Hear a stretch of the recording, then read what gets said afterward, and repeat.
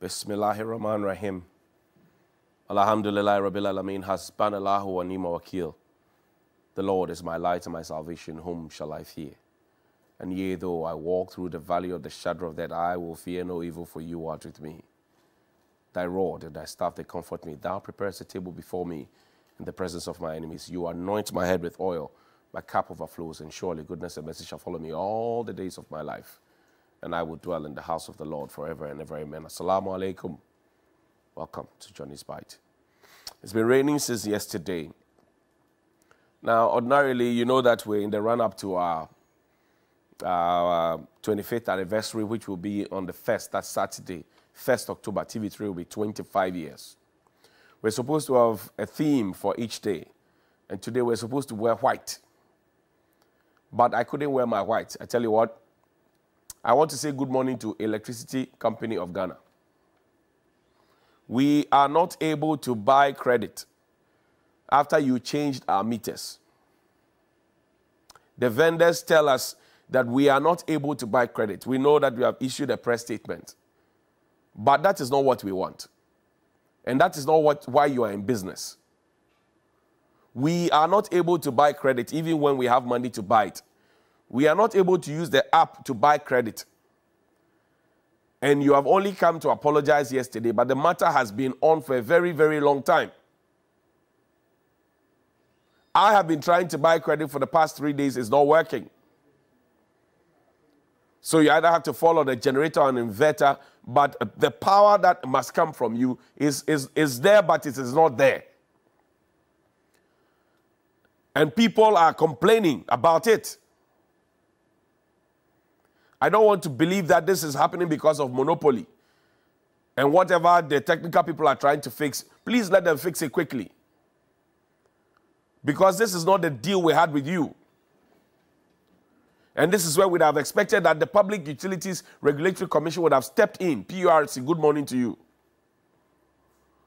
Yes, you say, yes, we apologize for it. Our technical people are working at it. But if my soup is in my freezer and for the past 3 days I don't have light, you have messed up my soup. Will you compensate me for it?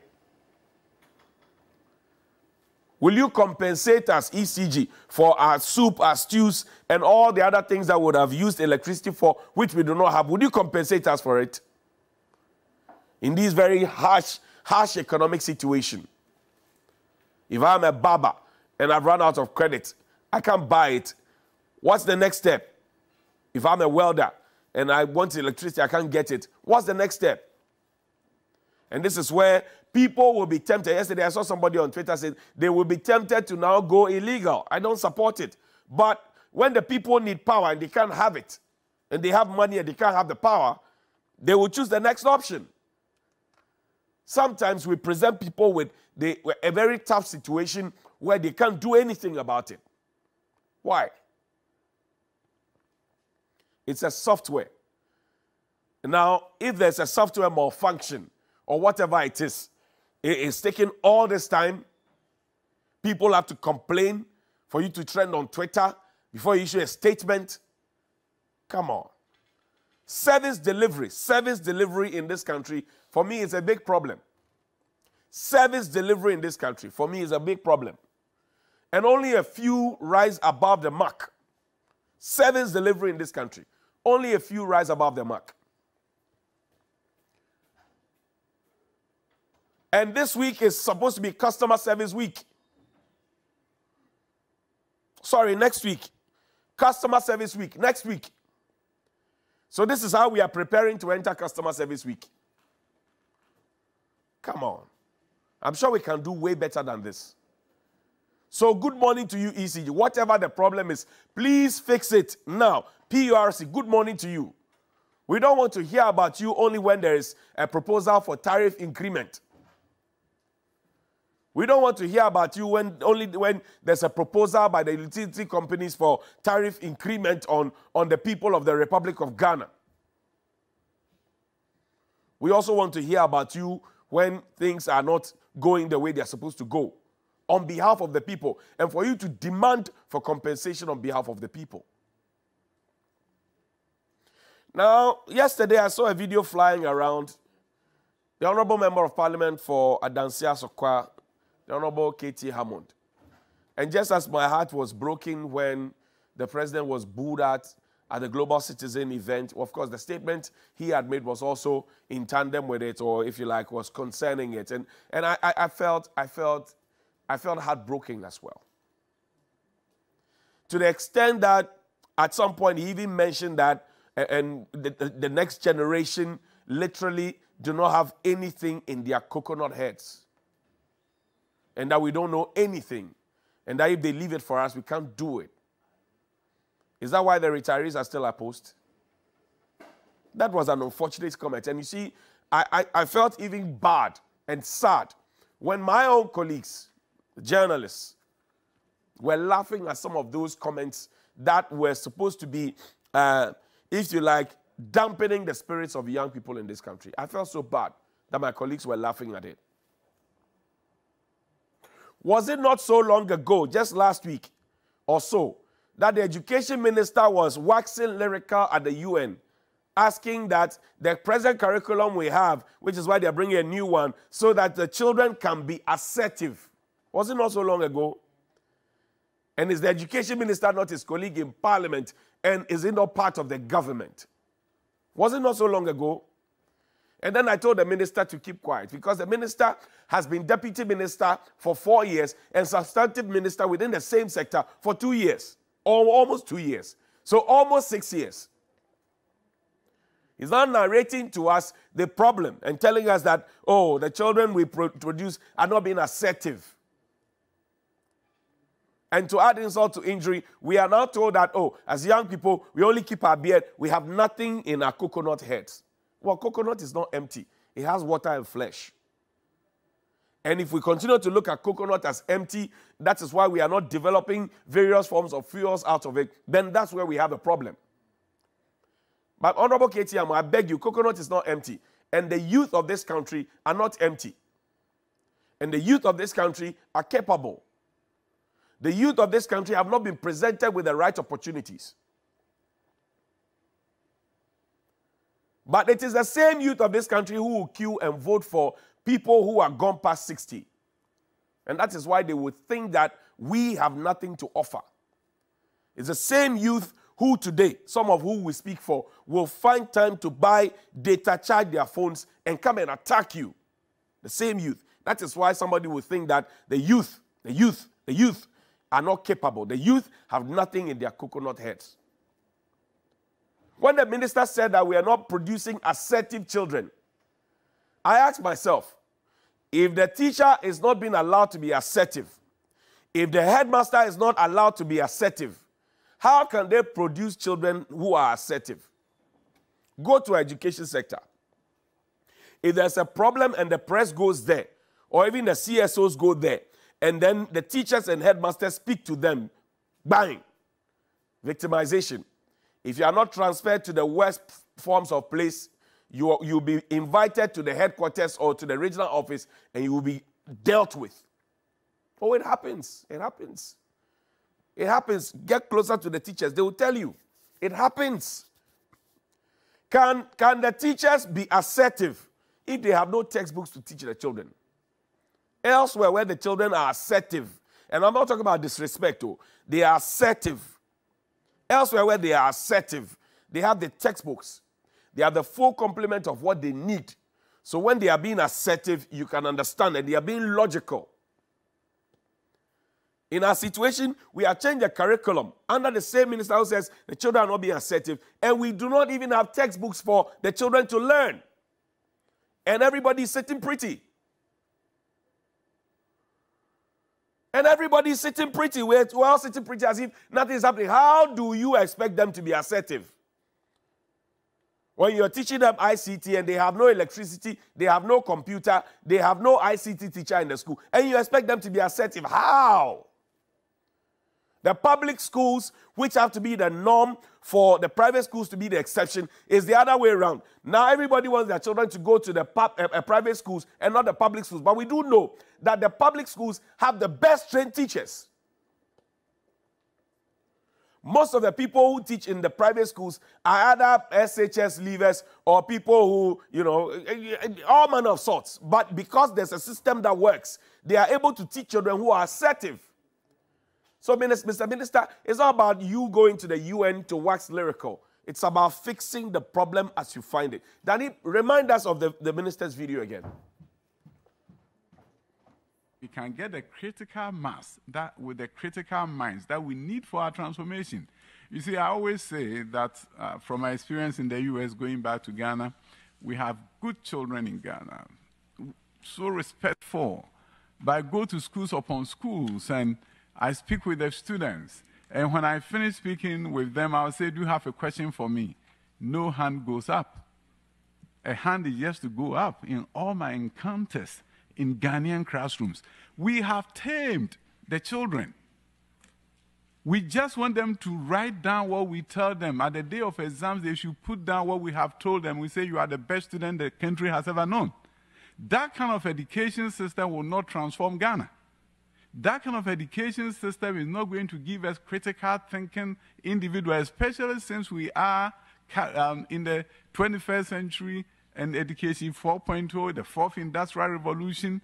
You can't memorize your way out of poverty, but you can critically think and innovate out of poverty. So Ghanaian schools, African schools have to begin to take a serious look at what I call the assertive curriculum. A curriculum that empowers the African child to ask questions and challenge the status quo respectfully within the African cultural context. But not a curriculum that tells the African child to be quiet and don't say anything when the adult is speaking. Mr. Minister, beautifully told, you are narrating the problem you're supposed to be solving to us. I ask again, sir, where are the textbooks? Number one. Number two, you are sounding as if you want to do something, but somebody somewhere is not allowing you to do that thing. Because as I said, you have been deputy minister, and you are particularly in charge of free SHS. Now you are main minister in charge of everything. You worked under Matthew Poku Prempe, Dr. Matthew Poku Prempe. Now you are narrating the problem to us. But Mr. Minister, were you not part of the group that prided itself in buying past questions to the tune of almost 70 million for the children to go and memorize their way out of WASI? And then you came back to give us those figures ahead of election 2020 to say your kids have passed better in the whole sub-region. Were you not part of the group? Were you not part of the group? Say, I'm asking you. That you took pride that we have bought past questions. When you have changed the curriculum and the lower classes, they don't have textbooks. You spent money to buy past questions. And we all went through the system. We used to buy our own past questions. You bought past questions for the children to memorize their way and to write the exams and pass. You have gone to the UN and you are telling them that that kind of education will not help. So where were you in 2020, Mr. Minister? As deputy minister, did you say these things in the big room? And did you come out to say it? That's what I'm asking. So yes, I may not fault Mr. Katie. I'm just heartbroken that he suggests that the young generation are coconut heads. They have nothing in their heads. Let's listen to him, Danny. Let's listen to our honorable member of parliament of Adansi, Akrocha.